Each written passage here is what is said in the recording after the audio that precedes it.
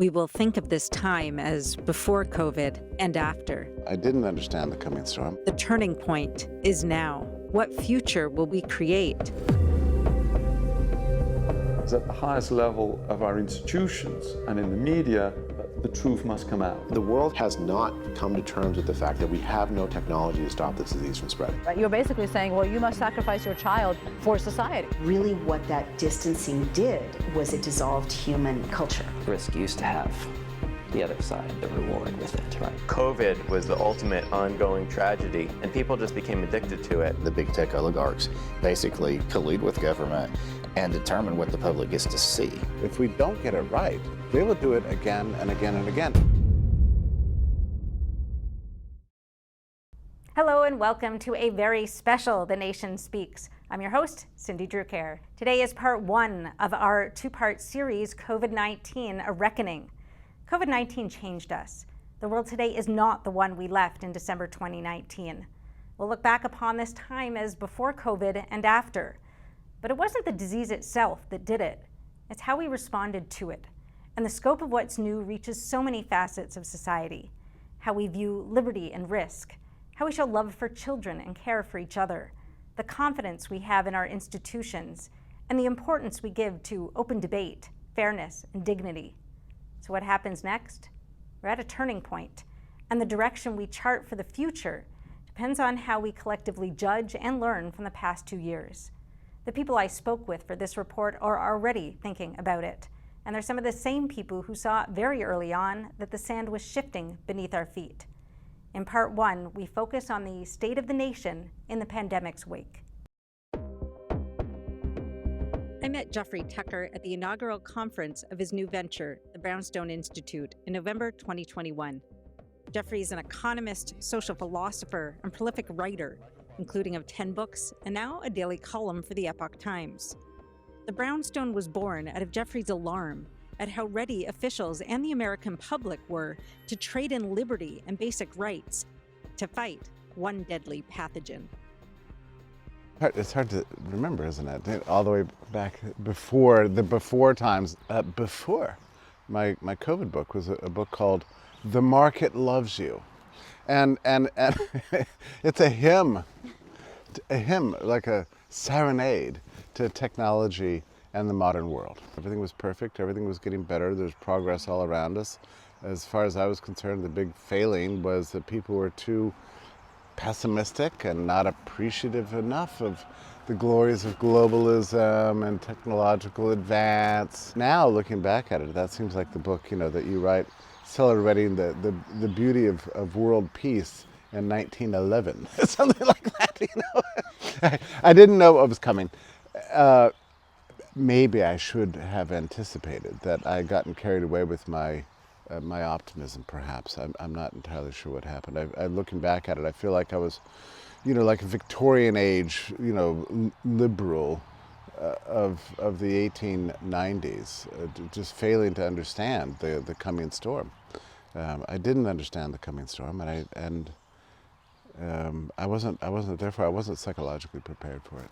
On March 12th was the 2020 when I saw the darkness. I felt psychologically the darkness arriving, and I woke up the next day with that sense of surely yesterday was a dream or a nightmare. It didn't really happen, but it did happen, and it kept getting worse.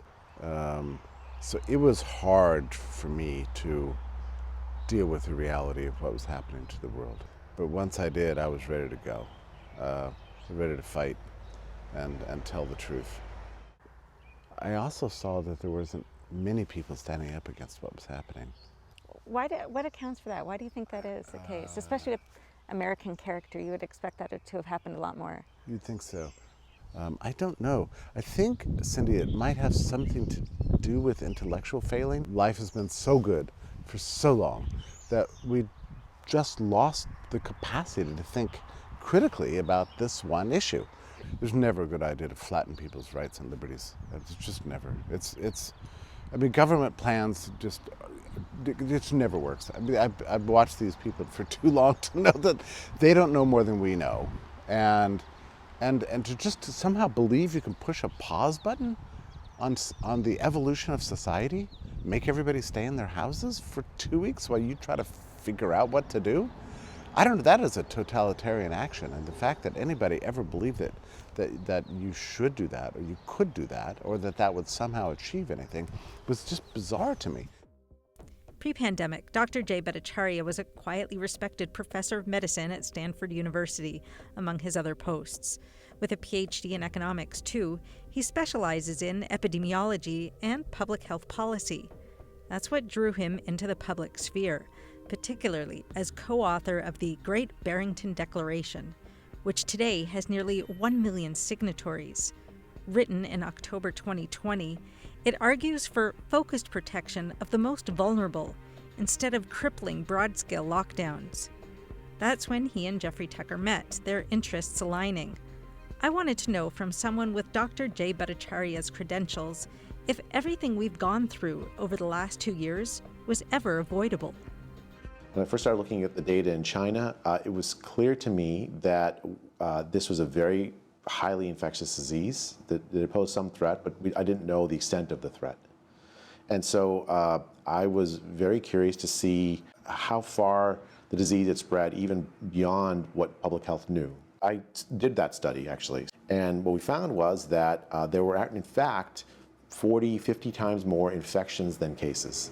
This had an infection fatality rate of maybe, in the community, of 0.2%, which is actually, it's pretty high. It's not 4%, which is what the World Health Organization originally said. It was very clear, even again from the Chinese data, that there was an enormous age gradient. There's a big risk to our oldest people that are old, and much less risk to children and young people.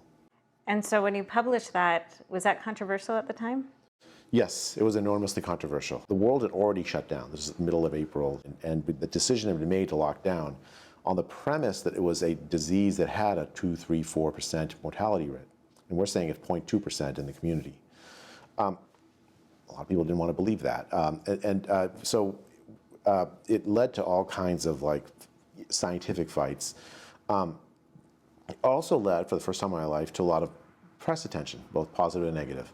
How did you account for all the negative reaction to it? I mean, I think we'd made this decision to lock down. The study basically challenged whether that was the right thing to do. I mean, we said, okay, 2 weeks to flatten the curve. We're going to stop the disease from spreading for 2 weeks so we can reduce the number of hospitals. But that actually wasn't the strategy we were following. That's not what most people thought. Most people thought, spend 2 weeks or a month or however long it takes, the disease will go to zero. Our study said that was impossible. It was already too widespread.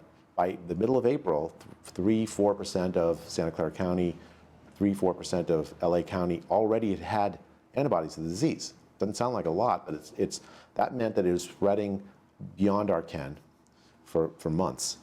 At the end of those 2 weeks, then, why didn't we just lift up? Because the disease would spread again. There was no endpoint really articulated.